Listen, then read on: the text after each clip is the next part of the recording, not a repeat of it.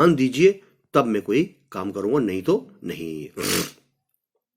दादाजी ये सुनकर बड़े हैरान हुए, क्योंकि माली ने आज तक किसी की कोई शिकायत नहीं की थी।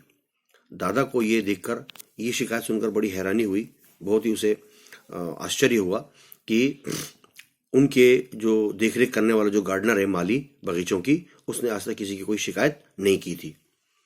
दादाजी को सोचता देखकर दादी ने पूछा, लेखक कह रहा है ये दादाजी कुछ बैठकर सोच रहे थे, ये देखकर दादी ने पूछा, और उस बकरी के दूध का क्या हुआ जिसके लिए तुम नीलम को यहाँ ले आए थे?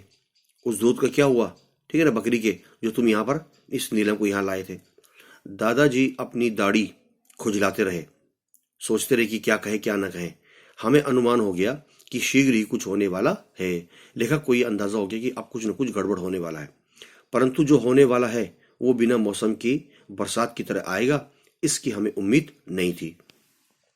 आगे देखिए, नीलम आए दिन सींगों से काम लेना सीख गई थी, हर एक को सींग मारने लगी।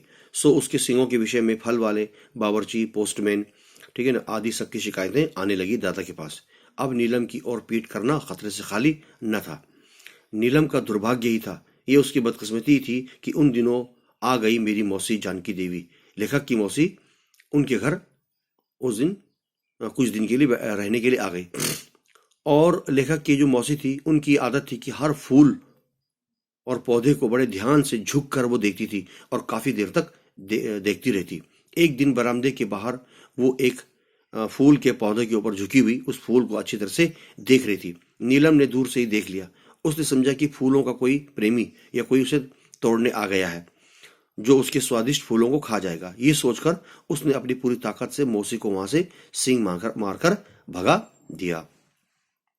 इस घटना के पश्चात, यानी ये वाकया होने के बाद, तो नीलम का हमारे यहाँ टिकना, उसको रखना बहुत ही असंभव, नामुमकिन हो गया था। दादाजी बहुतेरा कहने पर भी, दादा के बहुत ज्यादा कहने के बाद भी मौसी जी ने दादाजी से मरहम पट्टी नहीं करवाई। उन्हें गुस्सा आ गया था। दादी जी ने भी नीलम को एक मजबूत खूंटे से, एक रस्से से बांध दिया और माली से ये कह दिया कि इसे ले जाकर बाजार में जो भी पहला ग्राहक मिले, है ना, कस्टमर मिले, उसको तुम इसे बेच दे आओ। तो ये था हमारा भाग 3, पार्ट 3 का हमारा 2 सींगों वाली परी, क्लास 6 ए और बी के बच्चे, पेज नंबर 25। इनको आप पढ़ते रहो, समझते रहो, अच्छी तरह से याद करते रहो और अपना काम नीट एंड क्लीन करते रहिए। धन्यवाद।